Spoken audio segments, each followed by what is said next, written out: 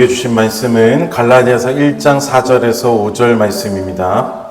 우리 같이 한 목소리로 읽어보겠습니다. 시작. 그리스도께서 하나님 곧 우리 아버지의 뜻을 따라 이 악한 세대에서 우리를 건지시려고 우리 죄를 대속하기 위하여 자기 몸을 주셨으니 영광이 그에게 세세토록 있을지어다. 아멘. 갈라디아 교인들은 조용히 유입되었던 유대 교사들로 인해서 바울의 복음을 잊어버리고 현혹되고 말았습니다. 그래서 바울이 세워두었던 복음 교사들이 고군분투하였지만 결국 에게해 쪽 사역을 진행하고 있던 바울을 찾아오게 되었죠. 바울은 그들의 이야기를 듣고 그들의 손에 이 갈라디아서 편지를 들려주면서 돌아가 각 교회 예배 시간 중간에 이 편지를 읽어주라라고 하였습니다. 그래서 갈라디아서의 시작은 유대 교사들에 대한 바울의 다름을 드러내는 것으로 시작이 되었죠. 나는 그들 유대 교사들이 자랑하는 것과는 달리 이스라엘 본교회 소속이 아니다. 자신은 사람들에게서 나고 사람들에게 임명받은 자가 아니라 우리 주 예수 그리스도와 그를 죽은 자 가운데서 살리신 하나님 아버지로 말미암아 너희에게 보내진 사람이다 라고 하는 이 사실을 편지의 서두부터 분명히 알려주고 있었습니다.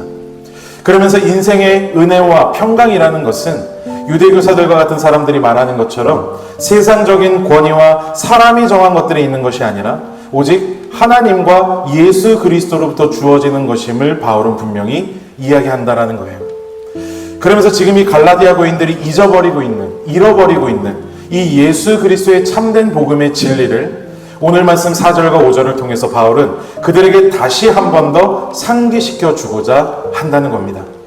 우리 오늘 본문 말씀 같이 한 번 더 읽어보겠습니다. 자, 시작. 그리스도께서 하나님 곧 우리 아버지의 뜻을 따라 이 악한 세대에서 우리를 건지시려고 우리 죄를 대속하기 위하여 자기 몸을 주셨으니 영광이 그에게 세세토록 있을지어다. 아멘.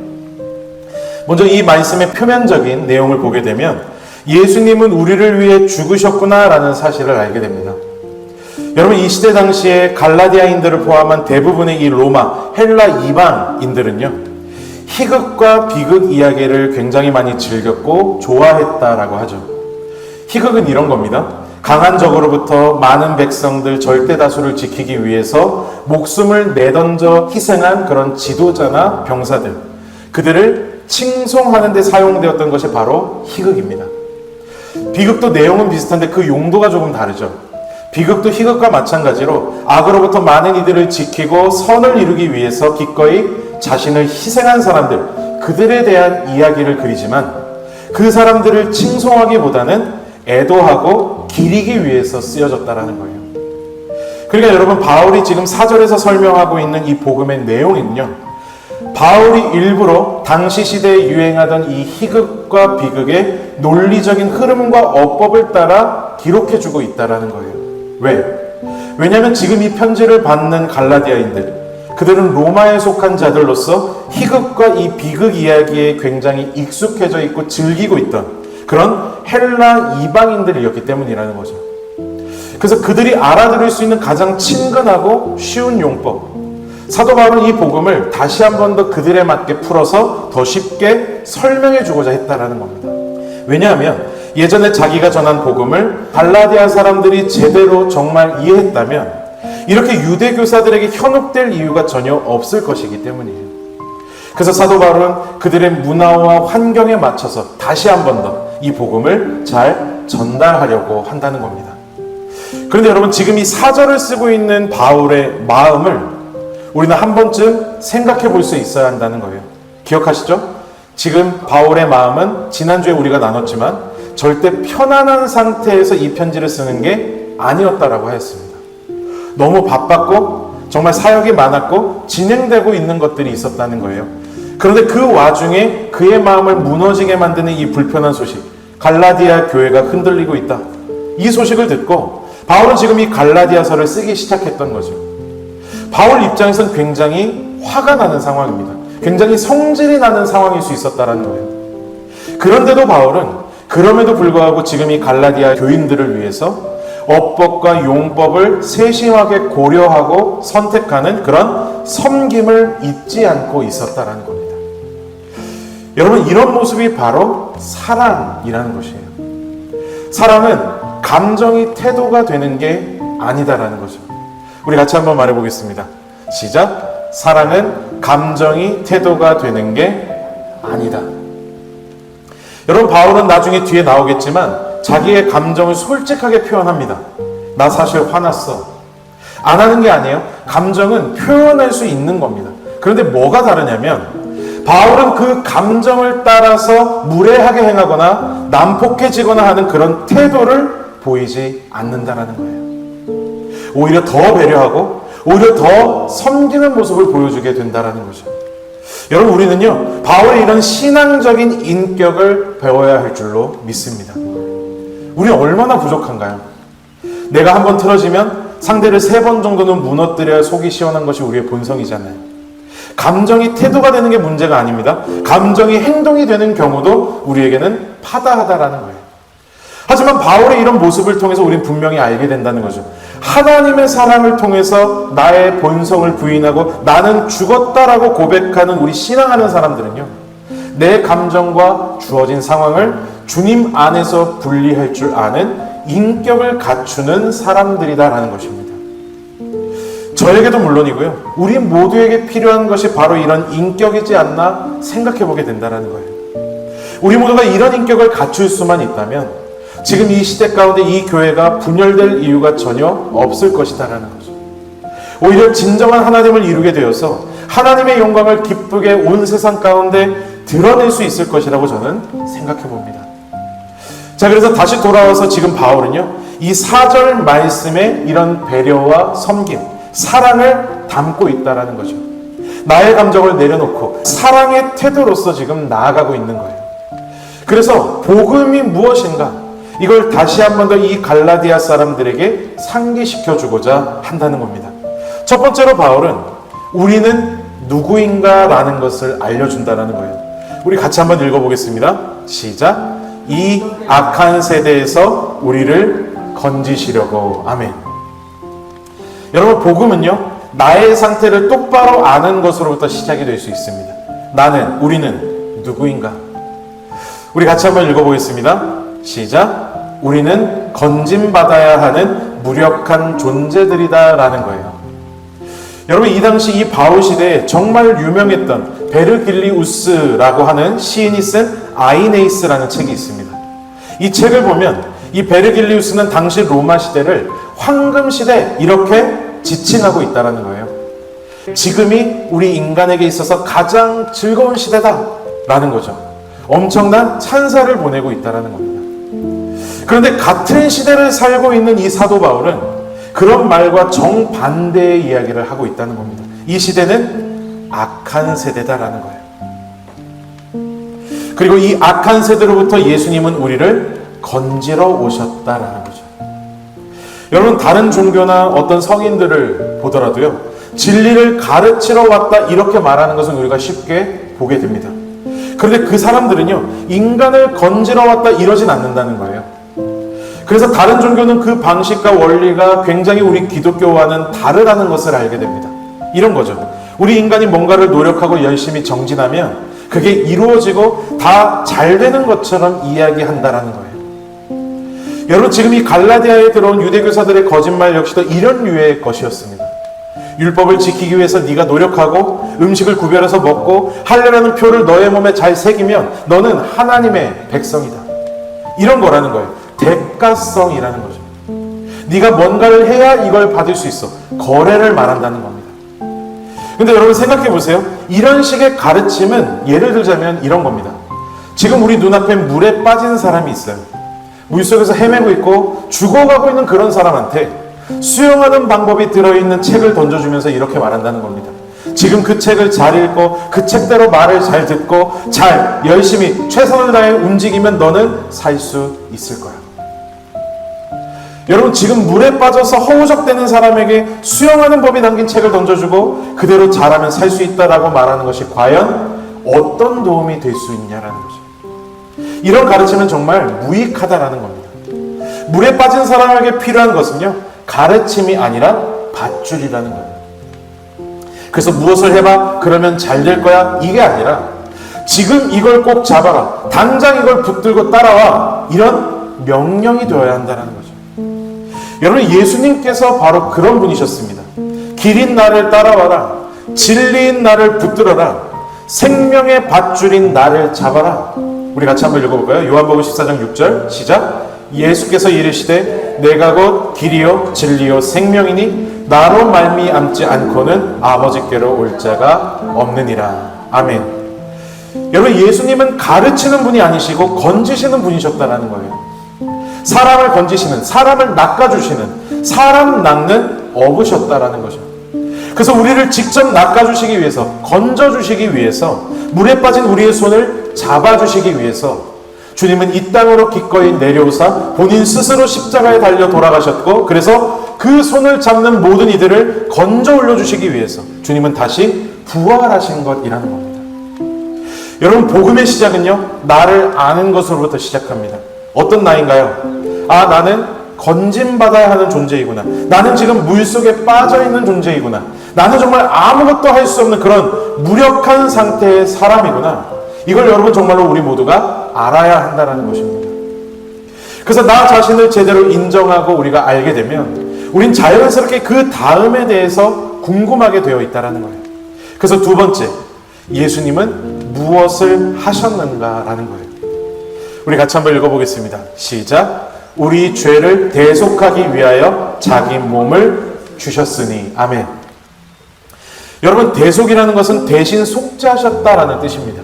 이 의미는 우리의 잘못과 우리의 실수를 한두 번 정도 넘길 수 있는 어떤 기회를 줬다, 이런 정도가 아닌 거예요. 그러니까 우리에게 100억의 빚이 있는데 한 달 이자 1,000만 원, 2,000만 원을 대신 내주었다, 이 정도가 아니라는 거죠. 우리의 전부를 대신 갚아주셨다라는 겁니다.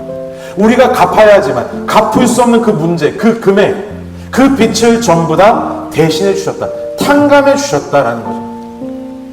여러분, 우리 모두에겐 지을 수 없는 죄가 다 있습니다. 조금 더 명확하게 표현하자면 우리 모든 인간에게는 죄의 뿌리와 죄성이라는 것이 다 있다라는 거예요. 이건 우리가 어쩔 수 없는 유전적인 것입니다. 아담과 하와, 태초의 나무와 선악과 뱀의 이야기를 다 아실 거예요. 태초의 인류, 우리 조상의 죄로 인해서 우리 안에는 전부 다 죄의 뿌리와 죄성이라는 것이 담겨있게 되었다라는 거죠. 마치 술 공장에서 나오는 모든 것에는 다 술이라고 하는 이름이 찍혀서 나오듯이 우리에겐 다 이 죄라고 하는 낙인이 찍혀 나오게 되어 있다라는 거예요. 그래서 이 죄의 낙인 때문에 영과 혼과 육으로 구성된 우리 인간들은요, 이 영이 잠든 상태가 되고 말았다는 겁니다. 그게 예수님을 만나기 전, 진리를 깨닫기 전 우리 보통 인간의 모습이라는 거죠.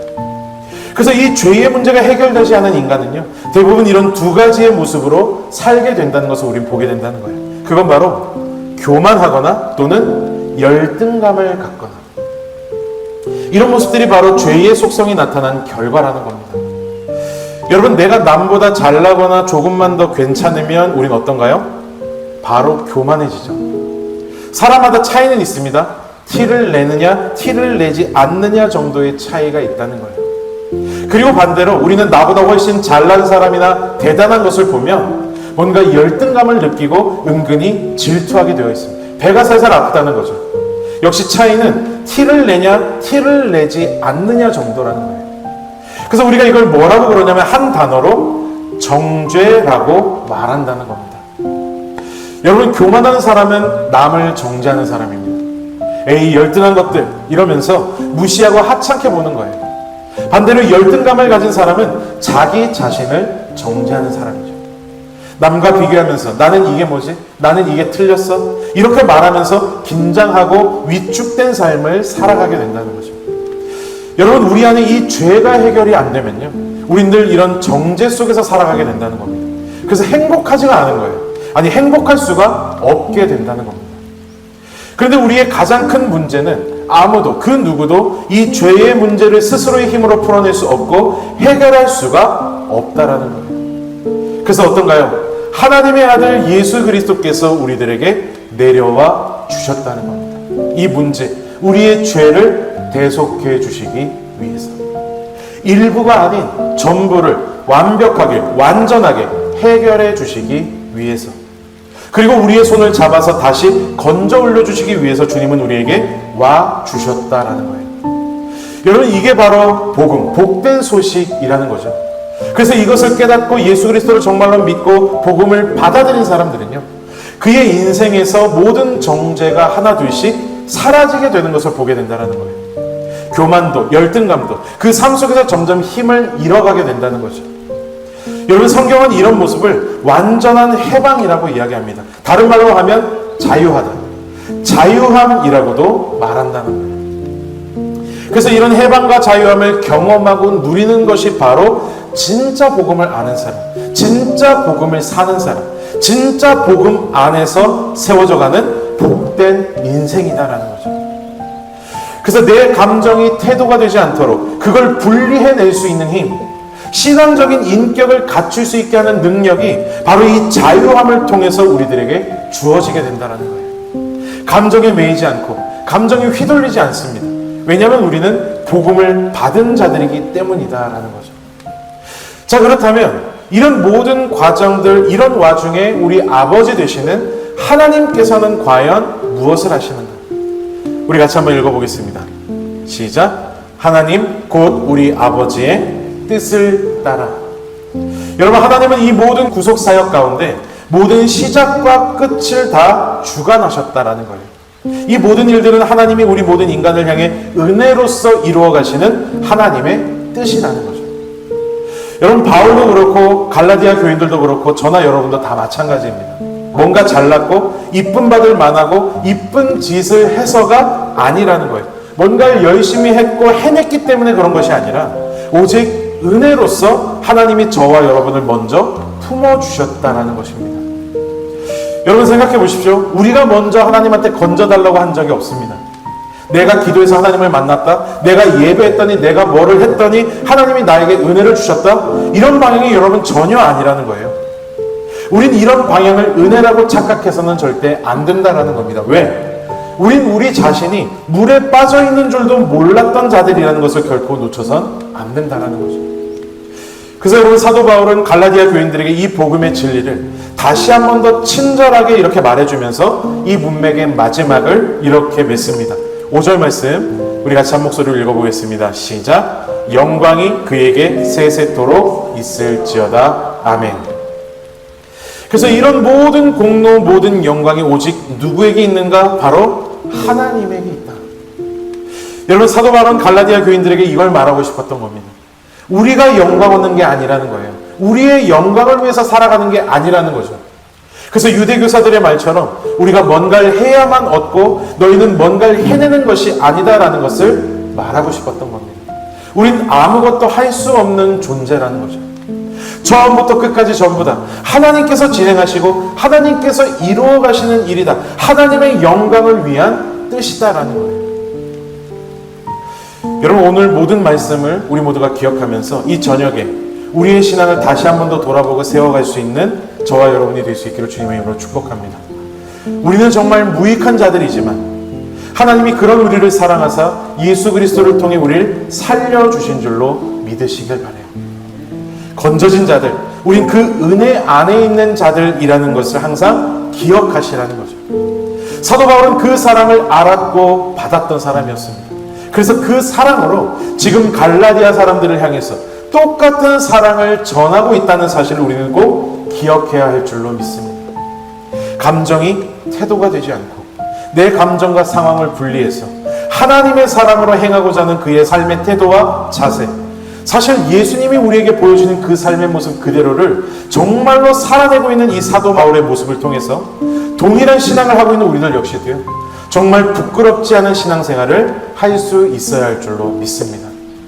내가 아니라 주님으로 살고 나의 영광이 아니라 주님께 영광 돌리는 이 복된 삶이 정말로 저와 여러분 우리 모두의 삶이 되실 수 있기를 우리 주 예수 그리스도의 이름으로 간절히 축복합니다.